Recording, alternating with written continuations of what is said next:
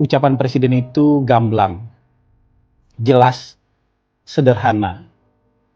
Tidak perlu untuk diterjemahkan lain-lain, ya. Dan audiens presiden pada saat itu kan saudara-saudara kita di desa. Pernah bertanya ke saya, kapan krisis? Karena ini nilainya naik kan, ekspor ini, benar nggak? Ada yang tahu nggak sejak kapan itu 16.500, 16.700? Ada yang tahu? Nggak, tahun lalu. Tahun lalu kan? Mau lihat dampaknya pertanian? Nih, ekspor kita. Jadi kita pakai data. Yang tadi, kembali yang tadi, ini 32, dulu 26. Karena petani sederhana, karena ini menguntungkan situasi, tanamannya dipupuk dengan baik, dipelihara dengan baik, hamanya dijaga dengan baik, airnya dijaga dengan baik. Benar nggak? Logik kan? Nah, hasilnya ini. Ini kesimpulan aja, ini naik 166 triliun. Ini ekspor pertanian.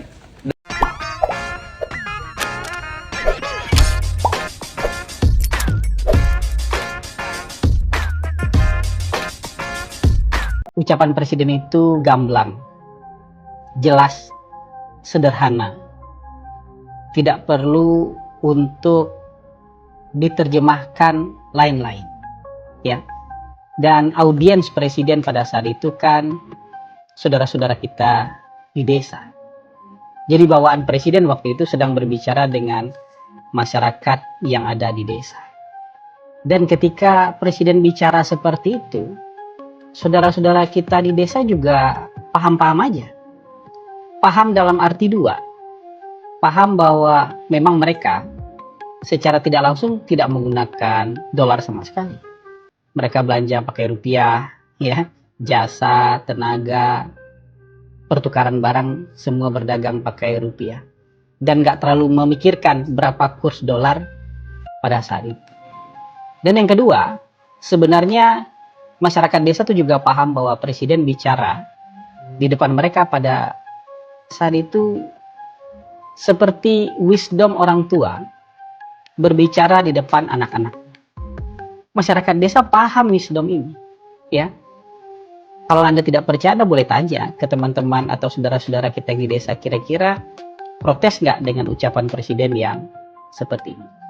Masyarakat kita di desa, dan ini berlaku umum di seluruh Indonesia, saya rasa wisdom ini berlaku umum, kebijaksanaan ini berlaku umum, bahwa orang tua akan berbicara di depan anak-anaknya, berusaha semaksimal mungkin untuk memastikan anak-anaknya bisa menjalankan kehidupan sehari-hari dengan baik. Tetap bekerja dengan normal, tetap berprestasi dengan normal, tetap berproduksi. Kalau misalnya bekerja di sektor produksi, tetap menghasilkan produksi yang baik dan optimal, dan tidak terganggu pikiran apa-apa. Ya, pemerintah dalam hal ini bukannya tidak mengerti bahwa kita sedang menghadapi tekanan nilai tukar, bukannya tidak paham. Tapi pemerintah ingin rakyatnya, masyarakatnya fokus aja. Fokus sama aktivitas dan pekerjaan sehari-hari dan jangan terganggu oleh pikiran yang macam-macam. Dan ini dipahami oleh saudara-saudara kita yang di desa.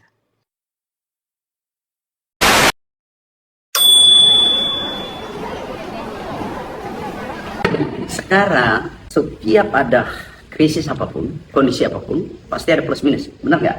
Sekarang di mana kecerdasan kita memanfaatkan situasi ini, dan saya harus menguraikan pakai data. Yang dimaksud Bapak Presiden tentu itu ada pengaruhnya. Katakanlah bawang putih ada pengaruhnya ya. Tetapi berapa komoditas kita ekspor? Komoditas pertanian ini diekspor. Bahkan sebagian orang, ini sebagian perkebunan, pernah bertanya ke saya, kapan krisis?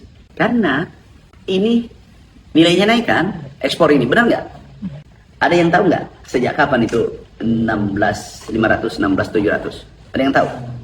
Nggak, tahun lalu. Tahun lalu kan? Mau lihat dampaknya pertanian? Nih, ekspor kita. Jadi kita pakai data. Yang tadi, kembali yang tadi, ini 32, dulu 26. Karena petani sederhana, karena ini menguntungkan situasi, tanamannya dipupuk dengan baik, dipelihara dengan baik, hamanya dijaga dengan baik, airnya dijaga dengan baik. Benar nggak? Logik kan? Nah, hasilnya ini. Ini kesimpulan aja, ini naik 166 triliun. Ini ekspor pertanian. Dan ini BPS. Impornya turun 41 triliun. Aku tanya kalian, inilah yang dimaksud Bapak Presiden, bahwa ada dampaknya iya, tetapi dampak positifnya di desa khususnya, di desa kan petani kan, dampak positifnya jauh lebih tinggi. Nah kita pakai data, Anda boleh cross check ini data nanti. Ini 166 triliun, impornya turun 41 triliun, dan termasuk beras di dalam. Kemudian Anda pasti bertanya, korelasinya bagaimana dengan kesejahteraan petani? Terbaca di sini. Ini tertinggi selama 92, tapi selama Republik ini merdeka. Nah, terus lihat lagi PDB-nya. Terbaca di sini. Sinkron kan pakai data. Nah, clear. Menguntungkan enggak? Menguntungkan enggak? Itulah yang dimaksud Bapak Presiden, bahwa bahasa sederhananya disampaikan Bapak Presiden. Saya pembantu Presiden menjelaskan secara detail. Ya dampak ada beli BBM. Tapi ingat, BBM subsidi kan? Tidak naik. Iya kan? Pupuk turun. Negara mana seperti itu? Ada. Coba tunjukkan saya negara kebijakan Bapak Presiden luar biasa. Itu yang dimaksud Bapak Presiden. Bahwa positifnya kita dorong, apa yang menguntungkan petani kita dorong. Ya kita dorong sebesar-besarnya. Inilah yang terjadi sekarang, ekspor kita. Ini data BPS, Anda kan boleh cek di BPS. Ingat, ini tidak ada data pertanian. Ini 28%. Ini turun 41%. Nah, kesejahteraan petani meningkat. Jadi jangan melihat item per item. Lagi rame nih katanya pemerintah sengaja bikin rupiah kita lemah. Mungkin nggak sih? Memang kalau udah bahas rupiah melemah itu pasti jadi bait yang sangat efektif untuk pro maupun anti pemerintah. Kenapa? Karena memang pelemahan rupiah itu selalu mempengaruhi dua sektor sekaligus, impor dan ekspor. Impornya tertekan, ekspornya terdukung. Tapi kan negara ini nggak berurusan dengan ekspor-impor aja kan. Nah pertanyaannya, mungkin nggak sih rupiah itu sengaja dilemahkan? Kalau menurut gua, nggak mungkin. Kenapa? Karena buktinya asumsi APBN 2026 itu masih 16 ribuan. Artinya dari awal pemerintah merencanakan dolar itu ya cuma 16 ribuan. Jadi kalau bilang ini sengaja direncanakan, nggak mungkin. Tapi kalau dibilang untuk merespon pelemahan rupiah ini akhirnya pemerintah dan BI sengaja melemahkan nilainya sekalian, itu masih masuk akal. Nah kita harus pahami dulu cara mengendalikan rupiah, yaitu dengan menggunakan devisa. Jadi kita beli rupiah kita di pasar sebanyak-banyak mungkin menggunakan dolar yang kita punya dalam bentuk devisa tadi. Kalau devisanya dipakai semua untuk menstabilkan rupiah, yang ada nanti devisa kita habis. Dan kalau devisa habis, yang ada ya malah tambah tidak mampu kita mengendalikan nilai rupiah ke depannya. Daripada kita paksa rupiahnya untuk menguat, lebih bagus kita lemahkan sekalian rupiahnya. Mungkin seperti itu jalan pikirnya, dan itu masuk akal secara ekonomi. Kenapa? Karena rupiah itu mau 25.000 sekalipun sebenarnya nggak ada masalah. Yang jadi masalah itu adalah seberapa cepat dia menuju angka 25.000. Kalau terjadi dalam 1 bulan, wah itu chaos pasti negara kita, krisis ekonomi mungkin. Tapi kalau terjadi dalam 10 tahun, ya aman-aman aja. Buktinya di zaman pemerintahan SBY, rupiah itu cuma 11.000, 12.000. Sekarang sudah 17 ribuan. Dan pada dasarnya tidak ada krisis ekonomi yang terlalu besar terjadi dari periode tersebut sampai hari ini. Karena memang isunya bukan masalah berapa nilai rupiahnya, tapi seberapa lama dia menuju angka tersebut. Kalau 25.000 itu dicapai dalam 5 tahun, 6 tahun, ya menurut gua itu aman-aman aja. Karena para pelaku industri dan pelaku pasar dan pemerintah sekalipun bisa mempersiapkan kebijakan fiskal dan ekonominya untuk menghadapi pelemahan rupiah tadi. Jadi kalau dibilang direncanakan, menurut gua enggak. Tapi kemudian dibilang akhirnya disengaja karena sudah terlalu lemah, jadi sengaja dilemahkan sekalian.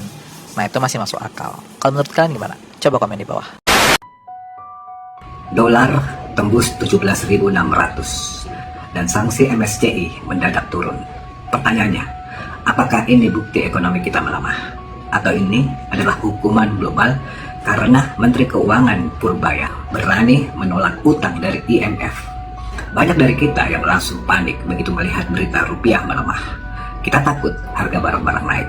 Tapi tunggu dulu, jangan buru-buru menyalahkan negara kita sendiri.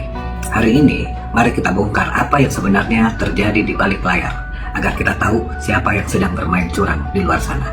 Logikanya sederhana, bayangkan kalian punya tetangga kaya yang hobi meminjamkan uang. Tapi pinjaman itu selalu dipakai untuk mengatur-ngatur rumah tangga kalian. Suatu hari kalian bilang ke tetangga itu, "Terima kasih, tabungan saya masih cukup, saya tidak butuh utang kamu lagi." Apa yang terjadi? Tetangga itu marah karena kehilangan kendali. Dia mulai menjelek-jelekkan nama kalian ke seluruh kampung agar orang lain takut berbisnis dengan kalian. Itulah yang dialami Indonesia. Pak Purbaya menolak utang puluhan miliar dolar dari IMF. Dari cadangan devisa kita masih aman di angka 25 miliar dolar. Kita tidak butuh utang baru yang mencekik. Tapi karena kita berani bilang tidak, mereka menyerang balik. lewat instrumen sanksi MSCI, mereka menakut-nakuti investor agar menarik uangnya. Sampai akhirnya rupiah kita ditekan hingga 17.600. Jadi, lonjakan dolar ini bukan karena ekonomi kita rusak, melainkan karena kita sedang dihukum akibat berani mandiri. Langkah Pak Purbaya untuk mulai mengurangi ketergantungan pada dolar adalah jalan satu-satunya agar kita tidak terus disandra. Purbaya memilih beralih ke pilihan lain seperti Pandabon yang bunganya jauh lebih murah, cuma 2,3% dibandingkan dolar yang mencapai 7%. Ini murni cara logis untuk menyelamatkan uang rakyat dan APBN kita. Maju dan mandiri itu memang ada harganya, dan badai kurs hari ini adalah harga dari sebuah harga diri. Raksasa keuangan dunia mulai panik karena mereka sadar Indonesia bukan lagi negara lemah yang bisa didepak sesuka hati. Kita harus bangga karena hari ini kita tidak lagi dipimpin dengan mentalitas peminta-minta. Kita punya modal, kita punya data, dan kita punya keberanian untuk mengatur dapur kita sendiri tanpa campur tangan asing. Mari kita berdiri bersama menjaga kedaulatan.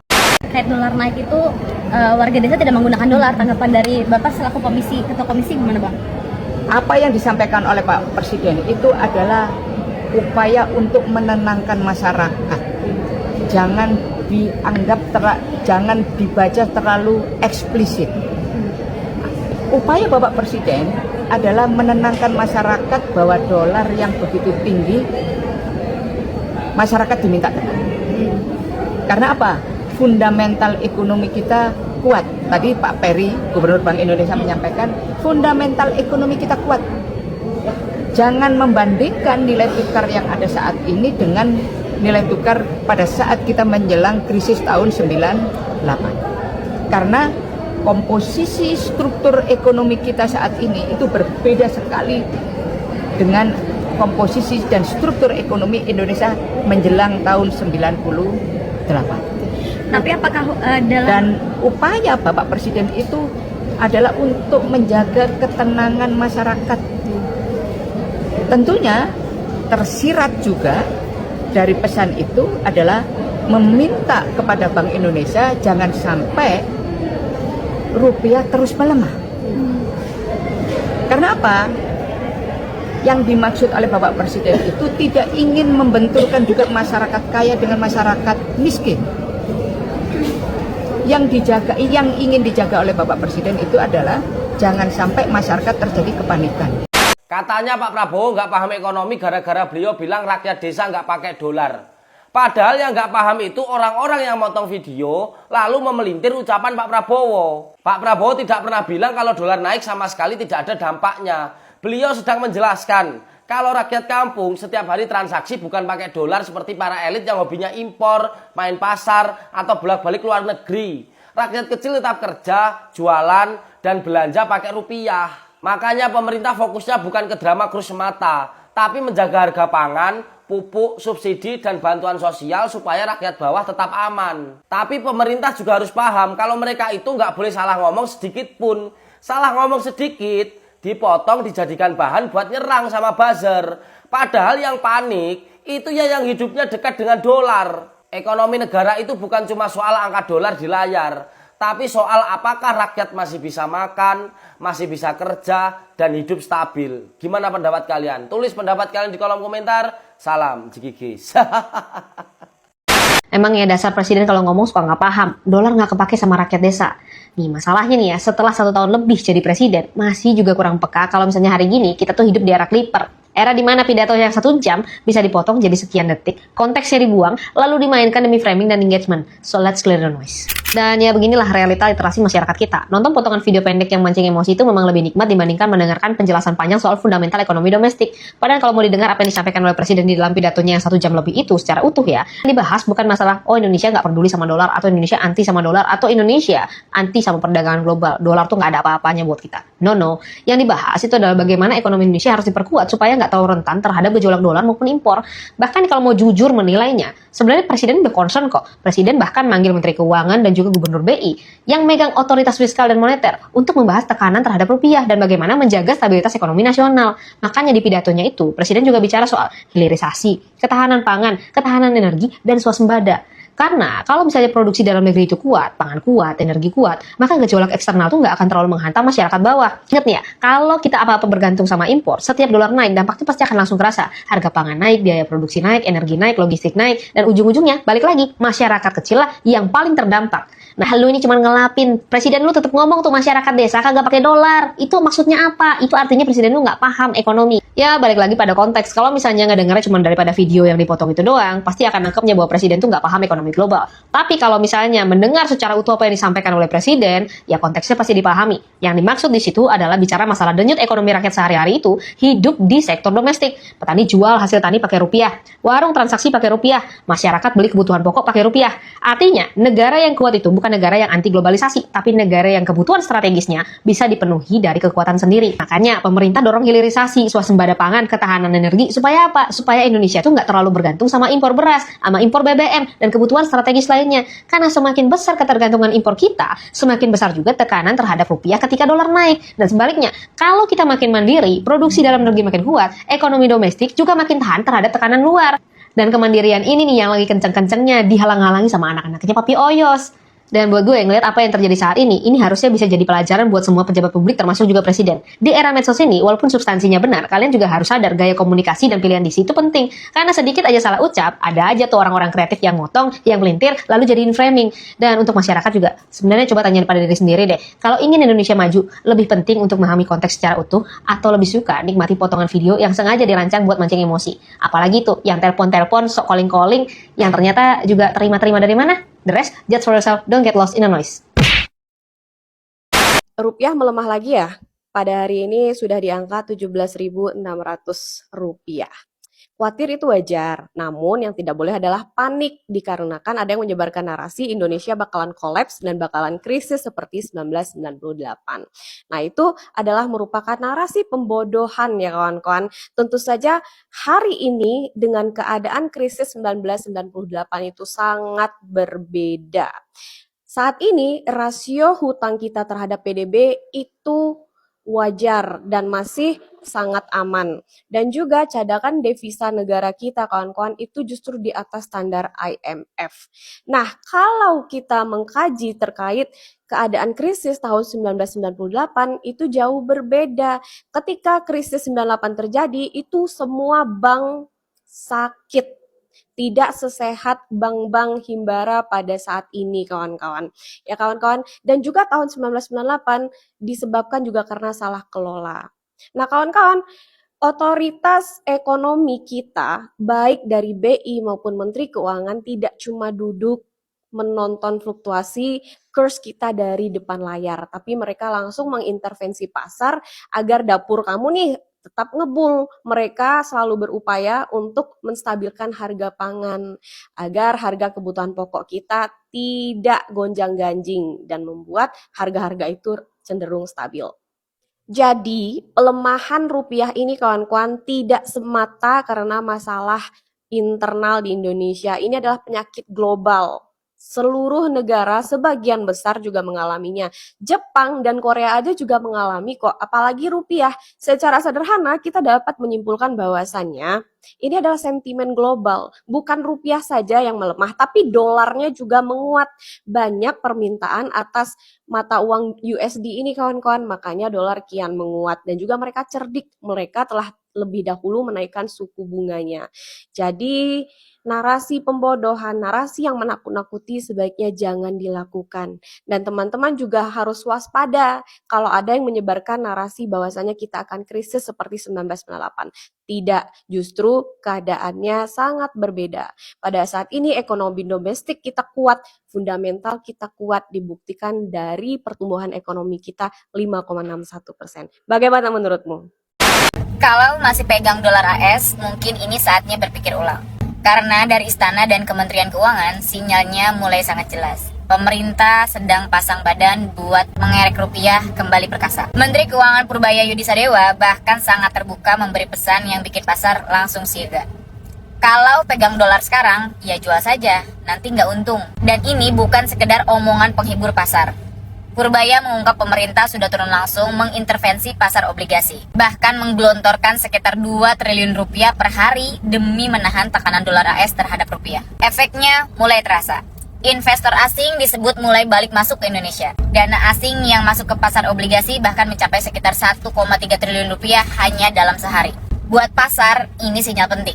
Karena kalau asing mulai borong obligasi RI lagi, artinya kepercayaan terhadap rupiah mulai pulih. Dan ketika aliran dolar masuk makin deras, tekanan terhadap kurs rupiah bisa perlahan mereda.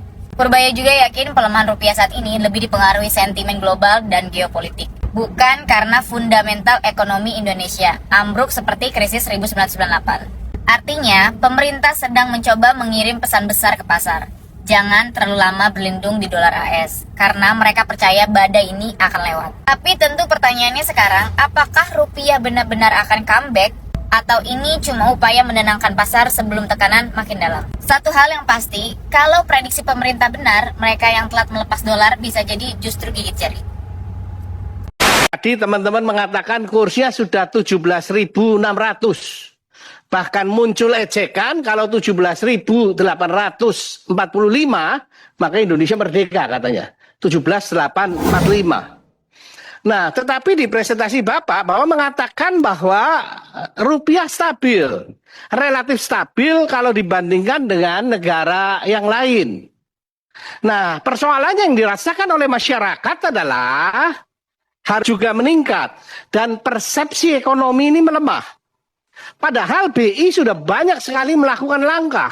Salah satunya adalah intervensi besar-besaran sehingga menurunkan cadangan devisa dari 156 menjadi 146 billion dollars. SRBI sudah dikerek menjadi 6,41%. SBN, BI juga membeli SBN 332 triliun di tahun 2025 dan sekarang tambah 133 triliun lagi. BI juga melakukan pengetatan pembelian dolar dari 50.000 ke 25.000. Maka pertanyaan kritisnya adalah semua instrumen yang dimiliki BI sudah dilakukan. Tetapi why? Kenapa rupiah tetap berlanjut mengalami depresiasi? Kemungkinan penyebabnya adalah yang Bapak katakan di presentasi, tekanan global sangat besar. Ini memang diakui tekanan global sangat besar. Tetapi harus diakui juga bahwa ada masalah serius di domestik, Pak. Ini harus jujur diakui. Ada masalah di fiskal, ada masalah di defisit di current account, ada arus modal keluar dalam jumlah besar, dan ada masalah di kepercayaan investor terhadap perekonomian Indonesia. BI akan menaikkan suku bunga cukup tinggi. IHSG di ujung tanduk. Dan kalau seandainya kamu belum menerima informasi ini informasi untuk kamu. Jadi tanggal 18 dan 19 Mei ini akan ada rapat Dewan Gubernur Bank Indonesia untuk menentukan arah suku bunga Indonesia. Dan saat ini kalian sebagai trader wajib sangat berhati-hati. Kenapa?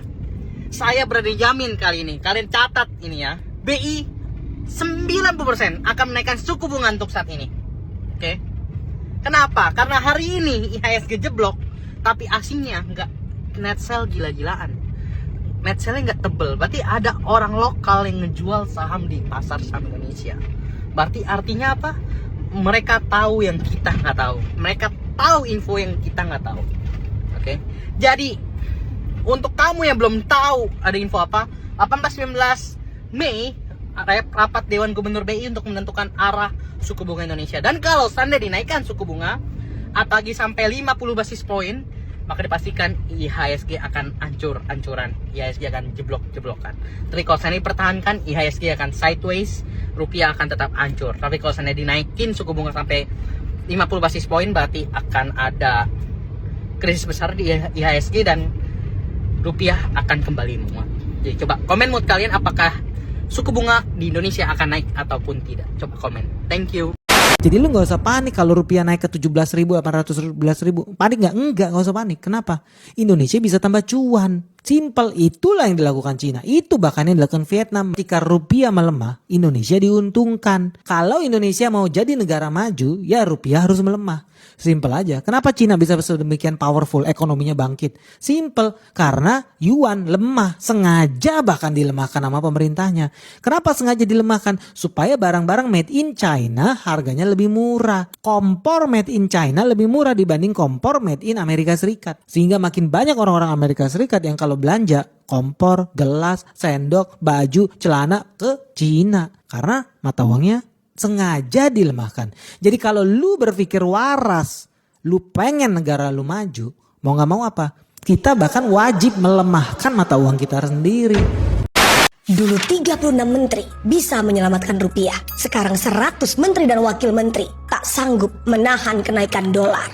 B.J. Habibie, Presiden ketiga Indonesia, hanya membutuhkan 36 menteri untuk menurunkan dolar dari 17.000 menjadi 6.000 selama 17 bulan kepemimpinannya. Sedangkan saat ini kabinet sudah dikeroyok oleh 48 menteri, 10 pejabat setingkat menteri, dan 54 orang wakil menteri. Tetapi nyatanya rupiah malah naik dari 15.000 ke 17.600.